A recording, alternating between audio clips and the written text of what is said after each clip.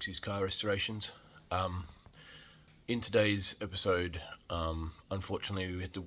I wasn't planning to put out a video on the Forester anytime soon, but yeah, started having some overheating issues and what have you. So, anyways, this video should come out. Well, it's coming out today, and I've pretty much got another. It's been 3 weeks since I've had a video out, and I've been working on a Beetle video as well, so it's pretty much going to come out the next couple of days as well. So, yeah, get double the videos this week, hopefully. Anyways, I forgot to shoot an intro, so this is the intro, and yeah, we'll get on to it. G'day. We're back again. Kids are finally back at school. Hopefully I'll get a video out every week now.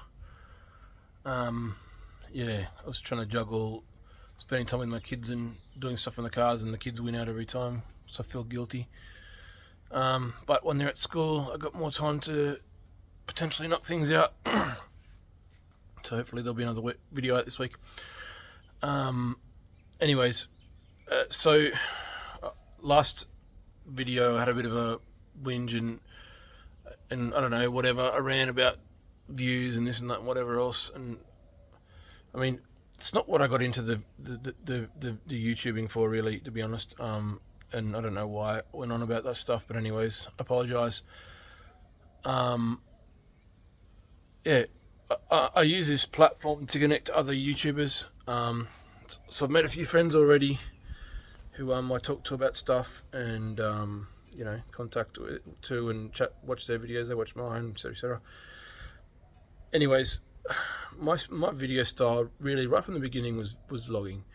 So even though this video might be primarily on the Beetle, there's going to be bits and pieces about other cars in it from time to time or whatever. Like for example, I've had this Forester for a little while now, and if I don't flip them straight away, I get sort of, I don't know, the bug, I like to say, where I need to start customizing stuff. So this is what I've done so far, and it will, in my opinion, look a lot better than it did. So yeah, I've done the rims white now, and I did the brake calipers yellow, just for a bit of fun. So there's a bit of surface rust on the brake, which will go away shortly.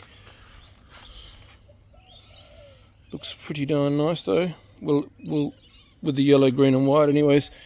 That's what the rims used to look like. Quite a bit rusty and dodgy looking. So yeah, just brightening the car up a bit, and it helps to sell the car too if it looks nicer and doesn't look rusty. So once that's put back on and the car's polished and that's been re-blackened or whatever,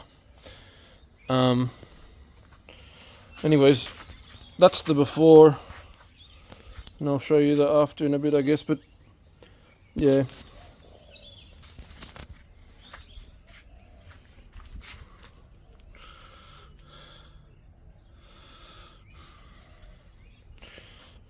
I still got to do the back ones. Unfortunately, I ran out of time, and all my jack stands are under the Beetle. So I started the front ones, and then tomorrow all day I've got to use this car. So it's going to be driving around with mismatched wheels. But you get the point.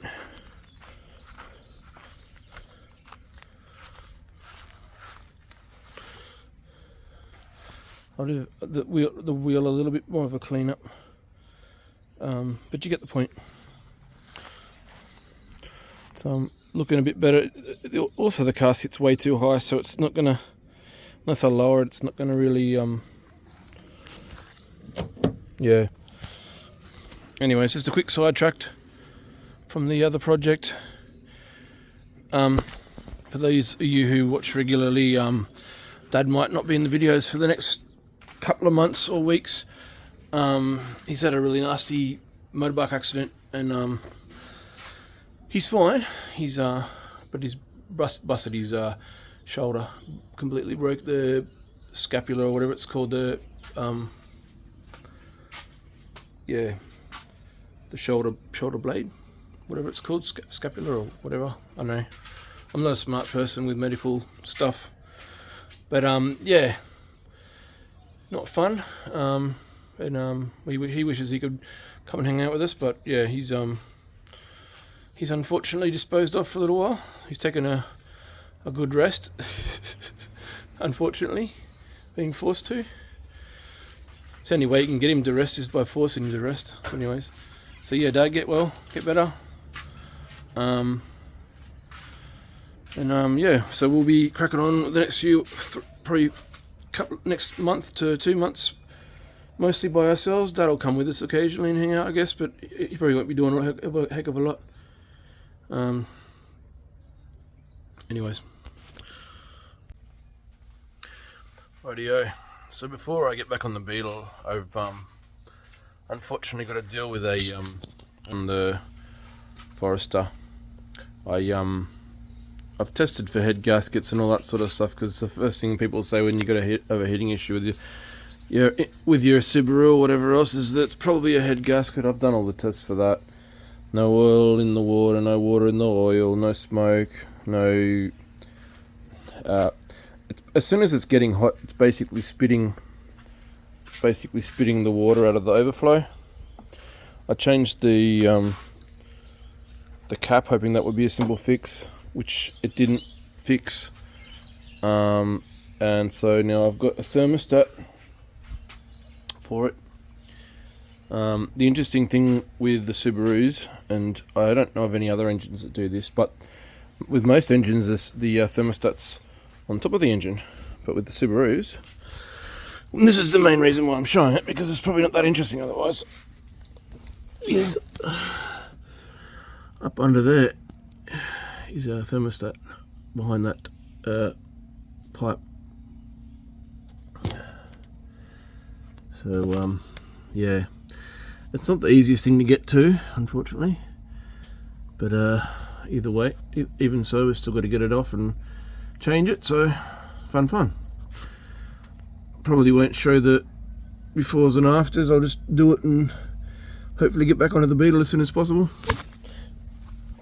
And I've also got somewhat of an oil leak, but I can't work out where it's coming from, so I'm going to potentially jack it up in degrees and pressure wash the engine. I don't know if I'm going to get around to doing that today. I'll just see. It might get too hot here shortly. We're still in summer, and it's a very warm day, so the Beetle's in the shade, so I might just quickly sort this thing out and then work on the Beetle. Hopefully this afternoon or tomorrow we'll be painting her. Fingers crossed. So I've wasted about half a day, but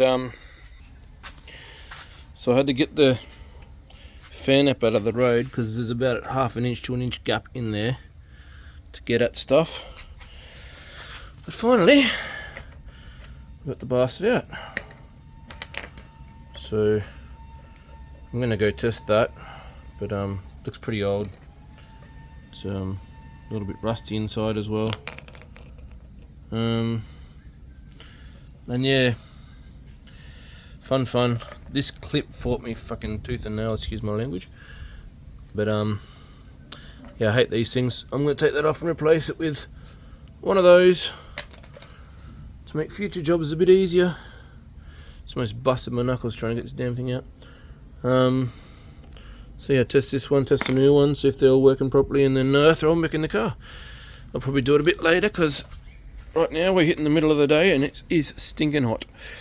So I might spend the rest of the afternoon working on the Beetle, hit this again tomorrow morning, or hit this later on in the afternoon, it's cooler.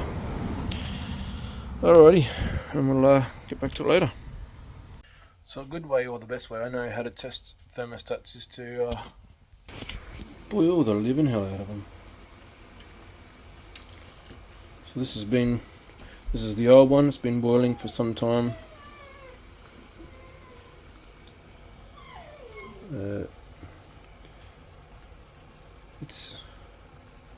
Has it opened? Maybe it has.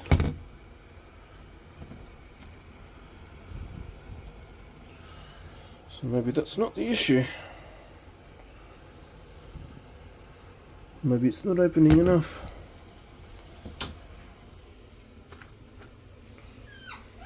It's also a good idea to test your new one before you put it in.